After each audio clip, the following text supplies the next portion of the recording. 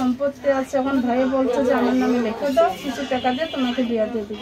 আমি বলছি না, সম্পত্তি আমার নামে আছে, আমার নামে থাকো। তোমাদের কাছে দলিল বন্ধুক আছে, যে আমাকে বিয়ে করবে, যে আমার পাশে থাকবে, সে আমাকে দলিলটা ছেটাতে পারবে না। সে আমাকে দলিলটা ছেটা দিবে, সে আমার পাশে থাকবে। আমার সম্পত্তি তার নামে আমি লিখে দিব। কিন্তু সম্পত্তিটা স্বামীর নামে থাকলে আমার সন্তান থাকবে, তাদের ভবিষ্যৎ হবে। কিন্তু আমার ভাইকে আমি কখনো দিব না। আমার মা ক্যান্সারের রোগী, আমার মা বিছানায় পড়ে আছে, অথচ চিকিৎসার জন্য মার চিকিৎসা হইতেছে না, ভাইও চিকিৎসা করে না আমার জন্য। তো আমি কি করবো? এটা আমার নিরূপ।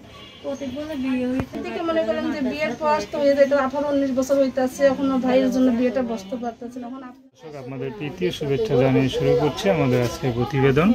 তো দর্শক দেখতে পাচ্ছেন আমাদের সামনে এক আপু দাঁড়িয়ে আছে, আমরা তার গল্পটা শুনবো। আপু কেন আমাদের ইউটিউবের মাঝে আসলেন, তিনি কি বলতে চান? আপু আসসালামু আলাইকুম, কেমন আছেন? আপু আপনার নাম কি? খুব সুন্দর নাম, শারমিন আপু। থাকেন কোথায়?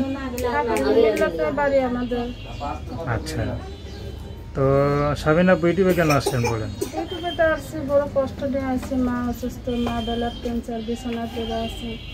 তখন ভাই আসছিল, ভাই বিয়া করছে, স্বপ্ন আছে, তাদের আন্ডারে থাকে, কিন্তু ভাই তো আমাকে খাওয়ান পড়ান দেয় না।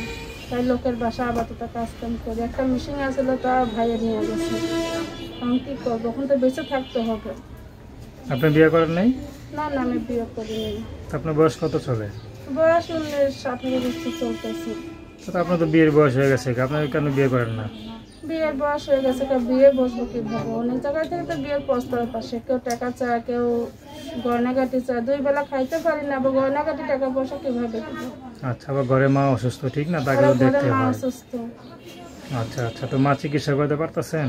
মার তো চিকিৎসা করতে পারতেছি না, কিছু জায়গা জমি ছিল, তাও সব ভাইয়ের কাছে আটকানো আছে, দলিল বন্ধক আছে, সেটা যদি ছুটাইতে পারতাম, তা সেটা বিক্রি করে মায়ের কিছু চিকিৎসা করতাম। আচ্ছা, মা অসুস্থ মানুষ, মা যতদিন আল্লাহ বাঁচা রাখছে ততদিন থাকবে। মা মরে গেলে তত দুঃখ নাই, কিন্তু আমাকে যে ভালোবাসবে, যে আমার পাশে থাকবে, দুঃখ কষ্ট দেখবে, আমি তাকে বিয়ে করবো। কিন্তু সে আমার মার যত্ন করতে হবে না, সে আমার পাশে থাকলে যথেষ্ট। আচ্ছা আচ্ছা, তারপরে মা যে অসুস্থ আছে, তারপর আপনার মার পাশে থাকতে হবে না, শুধু আপনার পাশে যদি থাকে, আপনার একটু ছায়া দেয়, একটু ভালোবাসা দেয়, আগলে রাখে, আপনার তাতেই খুশি। তাতেই খুশি, কিন্তু আমার বিয়ে শাদী হয়ে গেলে আমার ভাই আমার মাকে নিয়ে যাবে। আচ্ছা আচ্ছা আচ্ছা, তা আপনার ভাই বিয়ে করছে না? আমার ভাই বিয়ে করছে, ভাইয়ের বউ বলে যে তোমার মার খাওয়ান দিব, তোমার বোনের খাওয়ান তো আমি দিব না। আচ্ছা, এই অবস্থা।